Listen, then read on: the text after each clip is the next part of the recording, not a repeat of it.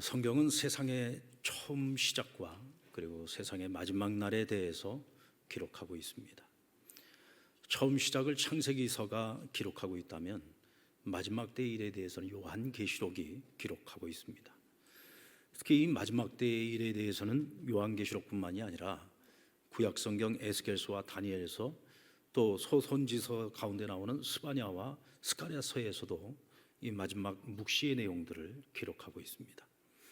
신약 성경 중에는 베드로후서, 유다서, 데살로니가 전후서가 이 종말론적인 주제를 다루고 있습니다. 자, 그런데 이 마지막 날에 대한 예언의 말씀 중에서 가장 중요한 말씀이 오늘 본문을 담고 있는 마태복음 24장입니다. 왜냐하면 이 마태복음 24장은 다른 사람이 아니라 예수님께서 친히 마지막 때의 일에 대해서 말씀하여 주신 내용이기 때문입니다. 누가 이야기하느냐가 참 중요하죠. 그렇다고 해서 성경의 다른 책에서 이야기하고 있는 묵시의 내용은 거짓이란 얘기가 아닙니다. 그 기본적인 묵시의 내용에 결론적으로 가장 명확하고 분명하게 마지막 주님의 때에 일어날 일들에 대해서 말씀하신 것이 바로 마태복음 24장이 나오는 내용이라는 것이죠. 자, 오늘 이 말씀의 처음 시작을 보면 예수님께서 성전을 보시고 이제는 더 이상 성전의 기능을 하지 못하는 모습을 보고 이 성전의 멸망에 대한 예언을 하셨어요. 이 성전 건물은 돌 위에 돌 하나도 남기지 못할 것이다. 누군가에 의해서 이 성전이 무너지게 되는데 이때에 돌 위에 돌 하나도 남기지 않을 만큼 완전히 회파될 것을 말씀을 해주신 겁니다. 여러분, 근데 당시 이 성전 건물은요, 헤롯 성전이라고도 부르고 제3성전이라고 부르는 당시의 헤롯 대왕이 이스라엘 백성들의 환심을 얻기 위해서 어마어마한 돈을 투자해서, 그것도 굉장히 장시간 동안 과거에 수룹바벨이 지었던 그 성전을 갖다가 개보수를 하고 거기에다 성전을 더 업그레이드 시키면서 엄청난 돈을 쏟아부어 가지고 어떻게 보면 리모델링을 한 겁니다. 근데 말이 리모델링이지 완전히 새롭게 개축을 한 거예요. 그래서 이 성전을 제3성전이라고도 부르는데, 유다 속담에 보면은 헤롯 성전을 보지 못한 자는 아름다운 건물을 보았다고 말할 자격이 없다고 얘기를 할 정도로 이 성전이 굉장히 위용을 자랑하고 아름다운 건물이었던 것을 알 수가 있습니다. 그런데 이 성전에 압도돼서 입을 다물지 못하는 사람들이 있었습니다. 누구냐면 바로 예수님 제자들이에요. 그럼 맨 갈릴리하고 어디 시골로만 돌아다니던 사람들이 예루살렘에 와가지고 이 성전을 보는데, 이 성전을 보면 볼수록 너무 아름다운 거예요. 보면 볼수록 그 위용이 어마어마한 겁니다. 그래서 그냥 너무 놀라서 감탄을 하며 입을 다물지 못하고 있을 때 예수님께서 거기다 찬물을 끼얹어 버리신 거죠. 얘들아, 저 성전 안 무너질 것 같지? 영원할 것 같지? 그러나 이 성전에는 하나님이 계시지 않는다. 하나님이 이곳을 기뻐하지 않아. 하나님이 떠나버린 집이야. 이 성전은 너희가 살고 있는 이 시대에, 이 세대에 사라질 거야. 그런데 돌 위에 돌 하나 남기지 않을 만큼 완전히 이 성전은 사라져버릴 성전이야 라고 말씀을 하신 겁니다. 그것을 표현하기를 돌 위에 돌 하나 남기지 않을 만큼 완전히 사라져버릴 것을 말씀하신 거죠. 여러분들, 유대인들에게 있어서 이 성전의 무너짐, 성전의 멸망이라고 하는 것은 곧 세상의 종말을 의미하는 것이었습니다. 성전이 무너진다, 성전이 사라진다, 이것은 세상의 종말이었어요. 그러니까 이 제자들의 입장에서 보면 이 어마어마하고 웅장하고 이 아름다운 하나님의 집인 이 성전이 무너진다는 것을 예수님으로부터 그 얘기를 듣는데 이걸 어떻게 받아들였겠습니까?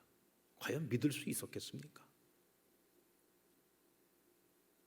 지금 내 눈앞에 펼쳐진 이 아름답고 이 웅장한 성전, 그 무엇으로도 무너지지 않을 것 같은 이 성전이 반드시 무너진다고 그것도 주님이 말씀하신 겁니다.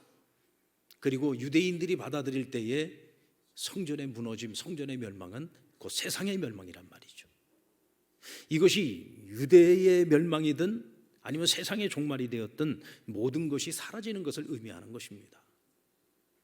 여러분, 인류는 성경을 믿고 안 믿고를 떠나서 상관없이 종말 의식이라는 걸 다 갖고 있어요. 저는 왜 사람들은 종말에 대한 생각을 할까라는 생각을 해봤습니다. 믿는 사람이든 안 믿는 사람이든 어떤 종교를 가지고 있는 사람이든지 간에 세상은 반드시 종말이 온다라고 하는 것을 다 인식하고 있어요. 저는 그것은 인간의 죄성 때문이라고 생각합니다. 사람은요, 인간이라는 존재가 얼마나 악한 존재인지를 알고 있어요. 지난 역사를 보면 그 지나온 역사 속에서 인간이 저질렀던 그 죄악들을 한번 생각해 보십시오. 그것이 여러분 못 배우고 진짜 가진 것 없는 사람들이 일으킨 게 아니에요. 그런 모든 끔찍한 재앙들은 전부 배웠다는 사람들, 가장 많은 지식을 가지고 있다는 사람들, 세상의 권력을 가지고 있다는 사람들, 세상의 엘리트라고 하는 사람들이 세상을 다 그렇게 흉흉하게 만들었고 슬프게 만들고 세상을 악하게 만들었습니다.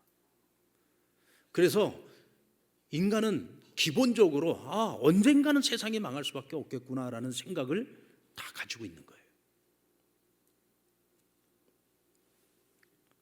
그러나 단지 그것이 내가 살고 있는 이 시대에는 일어나지 않을 거라는 막연한 기대를 가지고 있는 거죠. 그러면서도 또 한편으로는 만약 세상이 망한다면 그때가 언제쯤일까? 그때와 그 날에 대한 의구심을 다 갖고 있습니다. 궁금하죠. 그래서 여러분, 세상에는 이 노스트라모스와 같은 이런 예언가들이 있는 거고, 오늘날에도 그 사람들이 이미 세상을 떠난 지 오래됐는데도 불구하고 아직도 그들이 예언했던 것들이 회자되고 있지 않습니까? 예루살렘 성에서 나와 건너편 감람산에 올라가 앉으시고 예루살렘을 바라보고 계시던 주님께로 제자들이 조용히 다가와서 물었습니다. 3절 하반절에 보면 어느 때에 이런 일이 있겠사오며 또 주의 임하심과 세상 끝에는 무슨 징조가 있사오리이까? 자, 제자들 역시도 궁금했어요. 뭐가 궁금하냐? 그때가 궁금한 겁니다. 주님께서 성전이 무너진다고 했는데 대체 성전이 언제쯤 무너지나?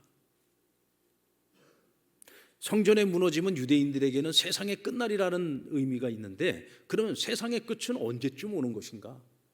그리고 그때 그 끝에 일어날 징조들은 어떤 것이 있는가 하고 그 궁금한 걸 마음에 담아두지 못하고 예수님께 물었습니다. 이때 주님께서 감추지 않으셨어요. 그때에 대한 자신의 입장을 분명하게 밝히셨습니다. 그리고 그때를 분별할 수 있는 징조들에 대해서 말씀하시고 그때에 일어날 일에 대해서 말씀해 주셨습니다. 우리는 여기서 그때가 어느 때를 말하고 있는 것인지에 대한 정리가 좀 필요할 것 같아요. 자, 제자들이 묻고 있는 그때는 언제입니까? 성전이 무너지는 때죠. 유대인들에게는 그것이 세상의 종말, 세상의 끝이라고 생각을 하는 겁니다. 그러니까 세상의 끝에 대해서 묻고 있는 것이고 성전 멸망에 대해서 묻고 있는 거예요. 그런데 이에 대해서 주님께서 말씀하시고 있는 그때는 언제냐? 너희들이 볼 때 징조를 보면서 야, 지금이 끝이 아닌가? 지금이 종말이 아닌가? 라고 생각하는 그때를 말씀하고, 또 한편으로는 주님이 이 땅에 재림하실 때 마지막 이 세상의 끝이 임하는 그때에 대해서 말씀을 하고 계십니다. 자, 그런데 오늘 주님께서 말씀하시는 그때에 있어서 중요한 것은 날과 시에 관한 문제가 아니에요. 왜냐하면 그 날과 그 시에 대해서는 나도 모르고 천사도 모르고 오직 하나님 아버지만이 아신다고 명백하게 말씀하셨어요. 36절 말씀에 보면 그러나 그 날과 그때는 아무도 모르나니 하늘의 천사들도 아들도 모르고 오직 아버지만 아신다라고 말씀하십니다.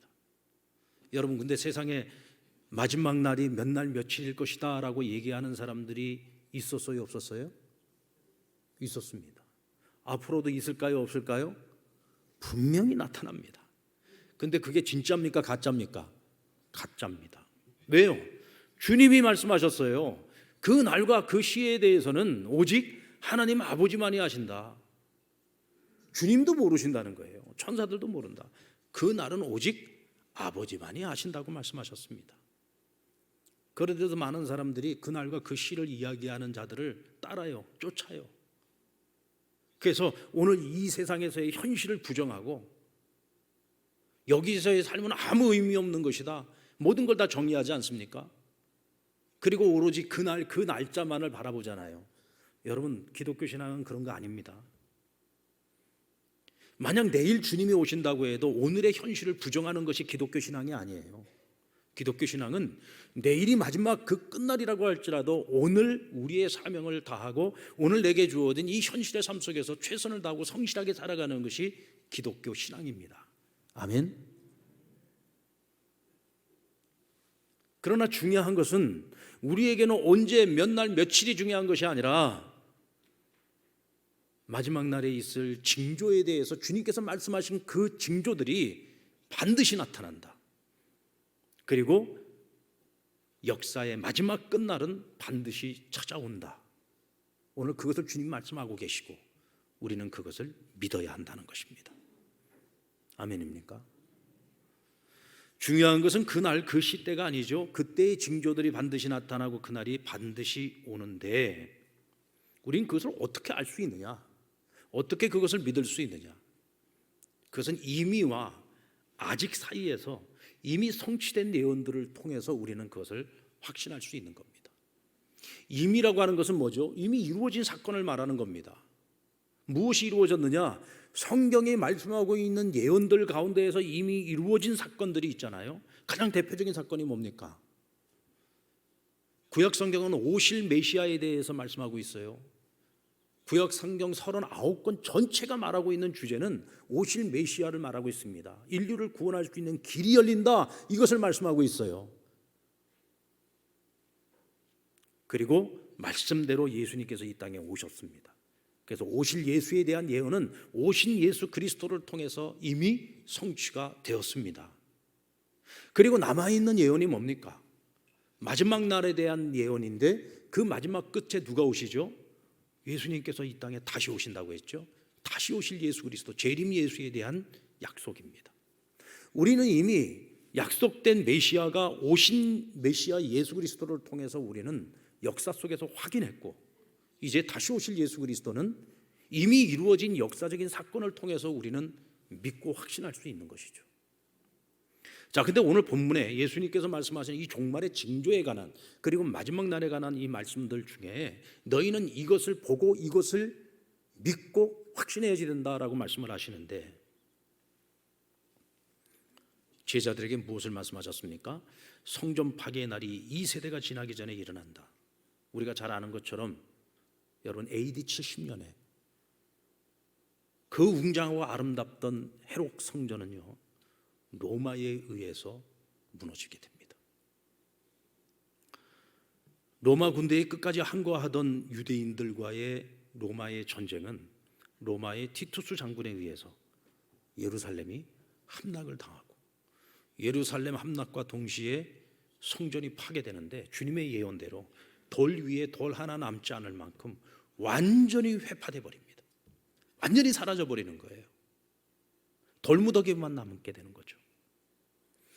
역사가 요세푸스는 이렇게 기록합니다. 이 성이 로마에 의해서 함락되기 직전까지 예루살렘은 지옥이었다.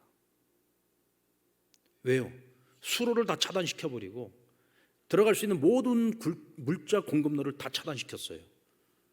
그러니까 장기간 동안 완전히 예루살렘 성 안에 갇혀버린 백성들은 먹을 것이 없습니다. 그래서 아사자들이 속출하는데 굶어 죽는 사람들이 너무 많아서 시신을 어떻게 감당할 수가 없었다 그랬습니다. 뿐만 아니라 먹을 것이 없다 보니까 엄마가 어린 아기를 잡아먹어야 할 정도로 아비규환인 거죠. 생지옥이었던 겁니다. 결국은 성이 함락되었을 때 죽은 자의 수가 110만 명이었어요. 유대인들이 죽은 숫자만 110만 명이 죽습니다. 포로로 끌려간 자가 9만 7천 명이었다고 기록하고 있습니다. 그러니까 예수님께서 제자들에게 뭐라고 하셨습니까? 이 환난의 때가 너희에게 찾아올 때 창세 이후로 이런 일을 경험한 적이 없을 것이다 그랬어요. 그러니까 유대인들이 경험했던 가장 끔찍했던 가장 최악의 환난이 바로 이 AD 70년에 일어난 겁니다.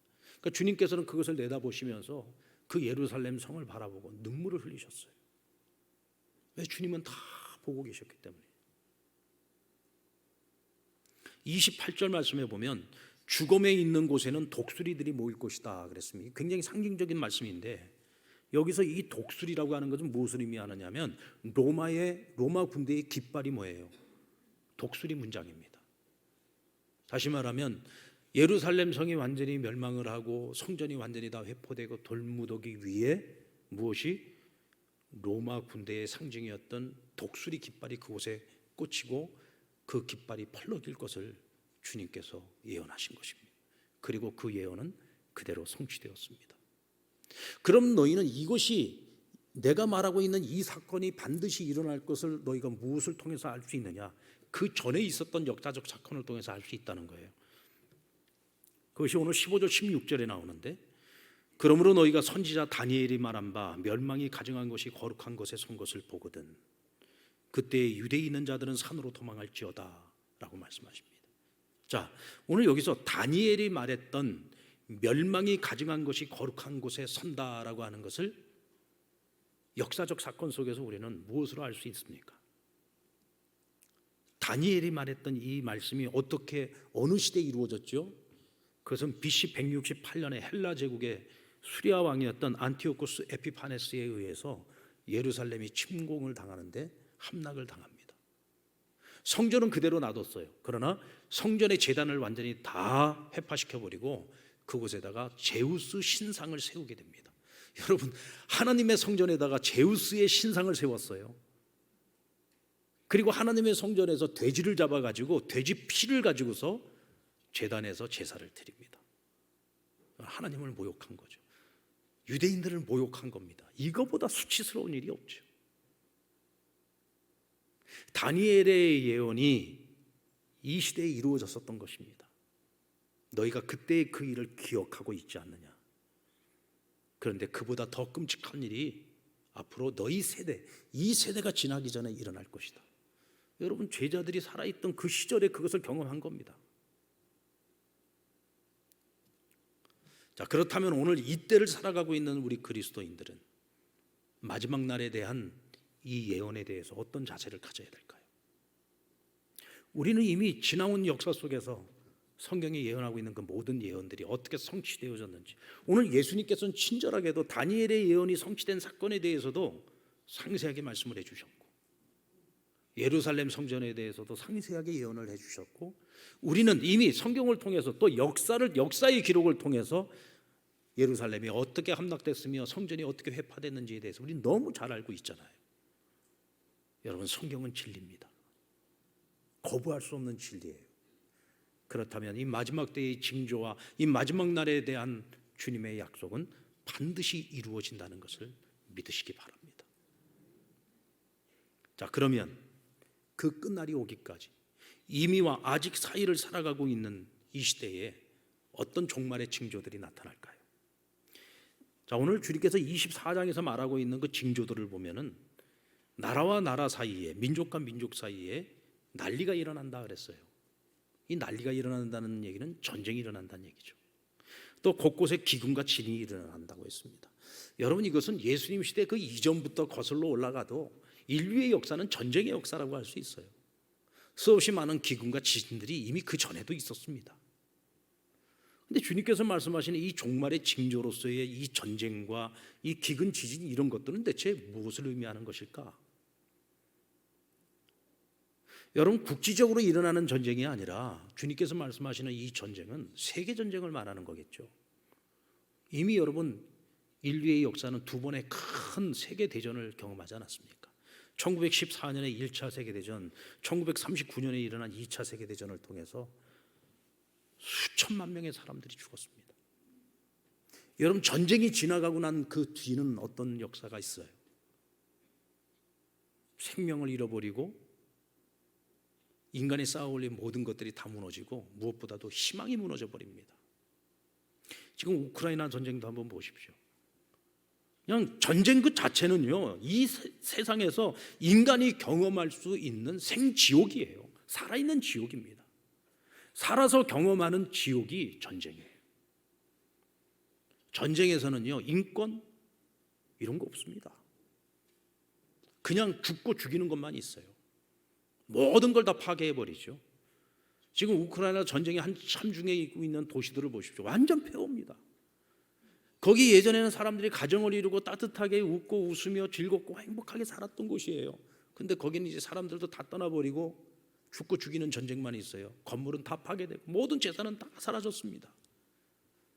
그것을 떠나 있는 사람들에게도 무슨 희망이 있겠습니까? 전쟁이 끝난다고 해서 끝난 게 아니에요. 전쟁이 끝나고 나면은 수많은 우울증 환자들과 정신적으로 질병에 걸리는 사람들이 거리를 헤매고 배회하게 될 겁니다. 전쟁은 끔찍한 겁니다.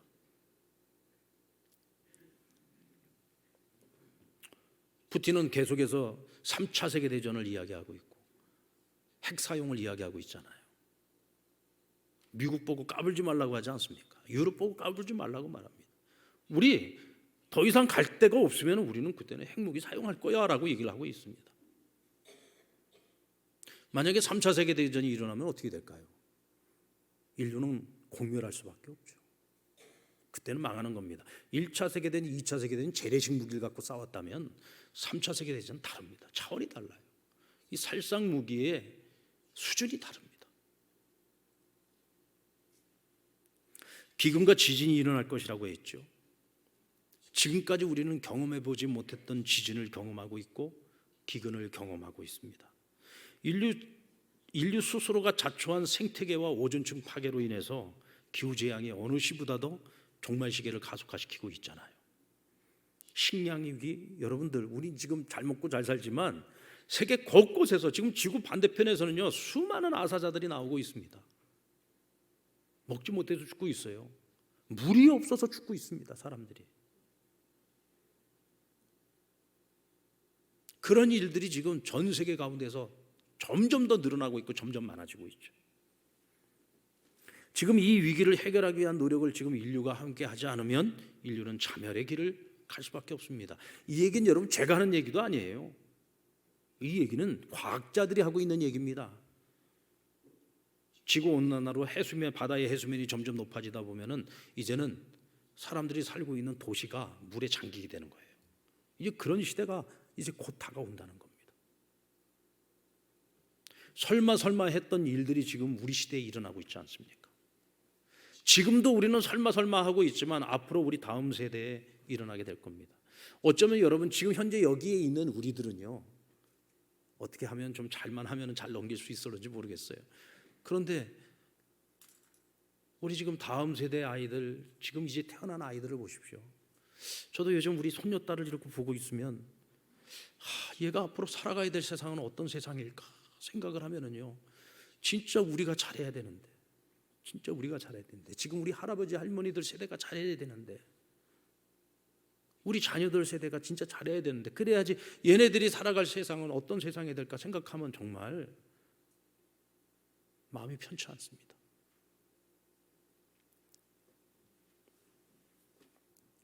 근데 여러분 이런 재앙들이 점점 더 심각해질 때마다 주님이 말씀하시기를 곳곳에서 나는 그리스도라고 자처하는 자들이 나타나게 될 것이라고 했어요. 거짓 선지자들이 나타납니다. 거짓 그리스도들이 나타나는 거죠. 그리고 사람들을 미혹하고 시험에 빠뜨린다고 했습니다. 여러분 우리는 지금 그런 시대를 경험하고 있지 않습니까?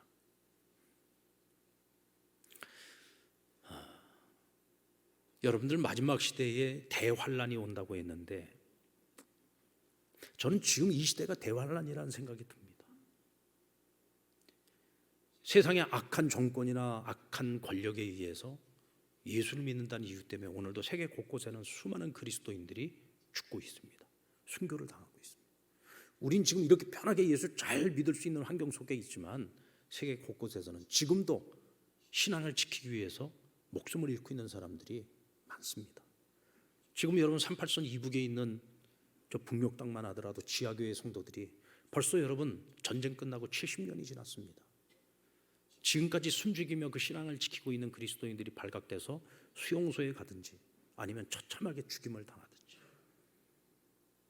여러분 우리 교회 로비에 가면은요 카타콤이라고 하는 잡지가 비치돼 있어요. 그 카타콤이라는 그 잡지 한번 읽어보시면은 지금 현재도 북한 땅에서 일어나고 있는 우리 믿는 자들의 고난에 대한 이야기들이 많이 적혀져 있습니다. 한번 접해보십시오.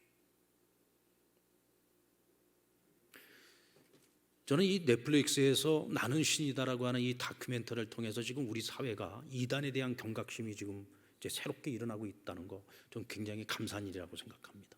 근데 또 한편으로는요, 어떤 문제가 발생하고 있냐면 이 교회를 잘 모르는 사람들은요, 이게 매스컴에서 여과 없이 자꾸 그 사람들 이 이단들을 가리켜서 교회라고 이야기를 하고 목사라고 이야기를 하니까 기존의 교회나 이단들이나 무슨 차이가 있나 이런 생각을 하는 사람들이 또 많이 있어요. 그러면서 교회를 향한 비난의 수위가 점점 높아지고 있습니다.